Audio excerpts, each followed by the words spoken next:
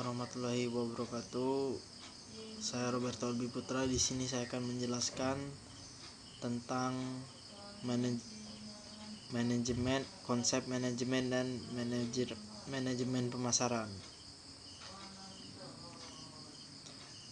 Ada 3 istilah yang penting dipahami lebih dulu agar kita bisa memahami istilah manajemen dengan baik. Yang pertama, administrasi niaga. Yang kedua, manajemen bisnis. Yang ketiga, organisasi bisnis. Ketiga istilah tersebut sama-sama menunjuk pada kegiatan bisnis. Tapi apa yang membedakan antara administrasi niaga, manajemen bisnis, dan organisasi bisnis? Di mana titik temu ketiga istilah tersebut dalam praktiknya manajemen media?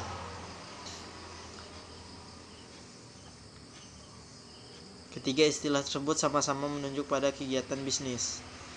Pada modul 1, kegiatan belajar 1 ini akan dibahas konsep-konsep dasar manajemen meliputi fungsi-fungsi manajemen seperti perencanaan, planning, pengoperasian, organizing, pergerakan aktual, dan pengendalian, controlling. Fungsi manajemen yang populer dengan singkatan VOC ini sebagaimana lazimnya selalu dipelajari lebih dulu sebelum kita mempelajari manajemen secara lebih utuh pada kegiatan belajar 2.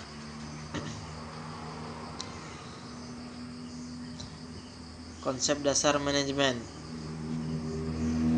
yaitu faktor ekonomi 33%, pangsa pasar relatif, ukuran perusahaan, rentabilitas industri. Yang kedua, faktor manusia 67%. Yang pertama, praktik manajemen sumber daya manusia. Kedua, komitmen pada pekerja. Ketiga, penekanan pada pencapaian tujuan. Pada data di atas, kiranya dengan mudah kita bisa melihat bahwa keberhasilan suatu organisasi ternyata lebih banyak ditentukan oleh faktor manusia, yaitu faktor internal dalam suatu organisasi, sedangkan faktor eksternal yaitu faktor ekonomi, kontribusi faktor manusia.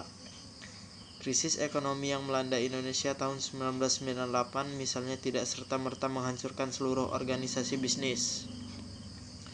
Organisasi bisnis yang dikategorikan usaha kecil dan menengah ternyata mampu bertahan. Begitu juga sejumlah perusahaan besar juga ternyata mampu bertahan. Mengapa? Karena faktor ekonomi memang hanya memberi pengaruh sebesar 33% bagi perkembangan suatu organisasi bisnis. Poin A. Organisasi bisnis itu ingin menjalankan kegiatan usahanya secara efisien dan efektif pada umumnya. Dimiliki organisasi yang populer dengan sebutan 3M, yaitu Man, Machine, dan Money, manusia, mesin, dan modal. Itulah yang dipergunakan suatu organisasi untuk menghasilkan produk. Maka bangun organisasi yang paling tepat dengan sendirinya akan mengatur hubungan antara manusia dan mesin. B. Manajemen. Setelah kita mempelajari apa yang dimaksud dengan organisasi, selanjutnya akan dibahas tentang manajemen. Organisasi merupakan kumpulan manusia yang mempunyai struktur dan tujuan. Tentu saja dalam mencapai tujuan tersebut tidak hanya melibatkan manusia, melainkan juga sumber daya alam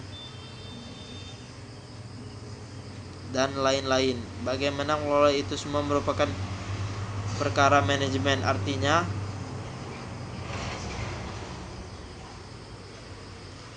di dalam organisasi ada pengelolaan atau manajemen. Ada manajemen sumber daya manusia, manajemen produksi, manajemen keuangan, dan manajemen pemasaran.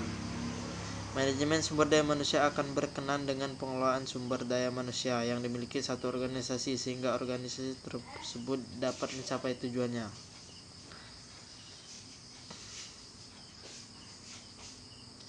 Perencanaan, perorganisasian, pergerakan, pengendalian.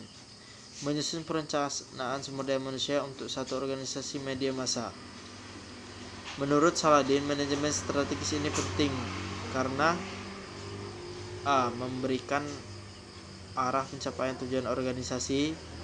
2. Membantu memikirkan kepentingan berbagai pihak. 3. Dapat mengantisipasi setiap perubahan. 4. Terkait dengan aktivitas dan efisiensi. C. Administrasi. Sebenarnya apa yang dimaksud dengan administrasi secara etimologis? Administrasi itu artinya melayani, membantu, dan memenuhi. Karena itu wajar bila Amerika Serikat sebutan untuk pemerintah adalah administration, sehingga dikenal Bush administration atau Clinton administration. Bukan pemerintah Bush atau pemerintah Clinton seperti yang umum dipergunakan di Indonesia.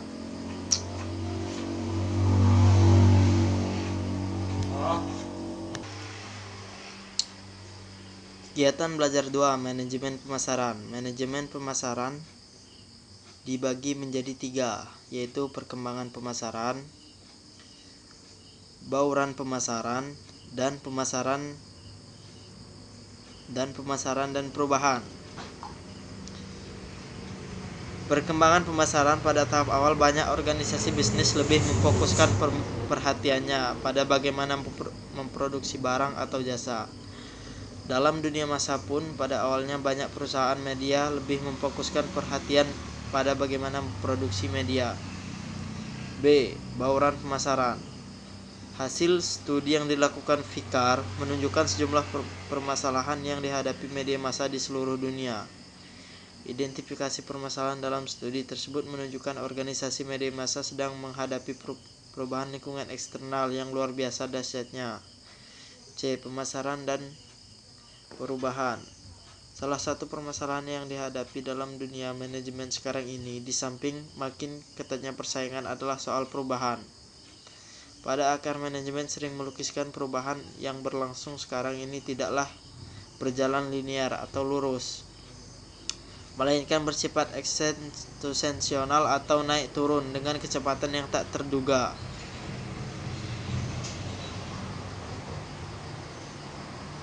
Kita bisa mengambil contoh bagaimana arah perubahan itu kemudian berhimpit dengan persaingan yang dialami industri jasa pos dan telekomunikasi.